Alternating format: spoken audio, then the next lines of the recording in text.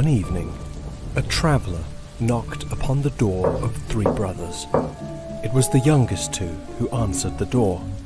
The traveller smiled and asked kindly if he could come in out of the pouring rain, as he was cold, wet, and starving. The youngest of the three let the fellow in. The eldest brother, who was not as kind as the younger two, was furious. He would not let the traveller stay without paying. For how could room and board and meat and potatoes possibly be free? But the traveller had no money to pay, and with no money, he instead offered the three brothers something else. His talisman from the distant lands of India. "What does it do?" the eldest brother asked. "It grants wishes," answered the traveller. "Then I accept." The eldest brother took it from the hands of the traveller and quickly made his wish for a large sum of money to be granted to them for their kindness. The traveller ate and slept and was gone by morning. The three of them didn't say a word and headed off to work. Their place of work was the umbrella factory, which was always busy this time of year, producing umbrellas of all shapes and sizes. But that afternoon, something horrible happened. Quite unfortunately, the youngest brother was caught in the gears and killed, his body mutilated by the machinery. To aid against their sorrow, the factory manager offered the brothers a large sum of money on behalf of their youngest brother.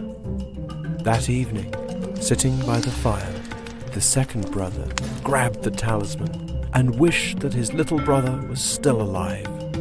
As the wish was made, off amongst the graves of the cemetery, the mutilated youngest brother pulled himself up out of the ground.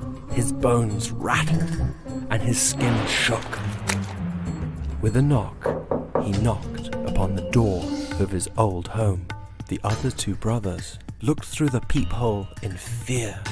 They could not believe he is here. "You should have let me be," the undead brother screamed. "I should be dead still from all this pain." All of a sudden, he knocked in the door.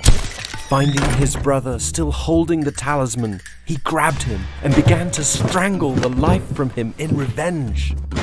It was then that the oldest of the three scrambled for the monkey's paw to make the final wish. "I just wish that none of this had ever happened." One evening, a traveller knocked upon the door of three brothers.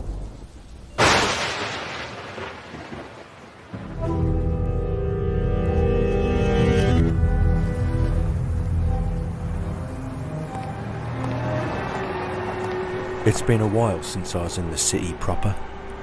I marvel at the nuances. It's changed so much and so little at the same time. I like to start the night where the people are.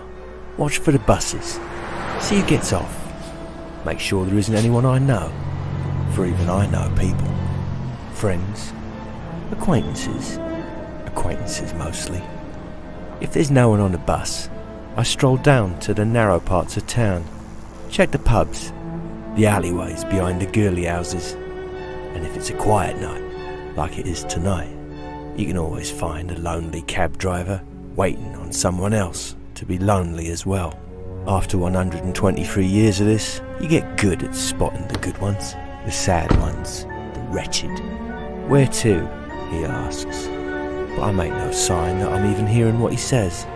I like it when they get nervous. Tick-tock. "Are you deaf?" I don't answer. I just stab. My knife's one and only purpose is to stab. And stab I do. For a ripper's work is never done. I'll remember him for a little while, but let's not make this something that ain't. You wouldn't remember him either.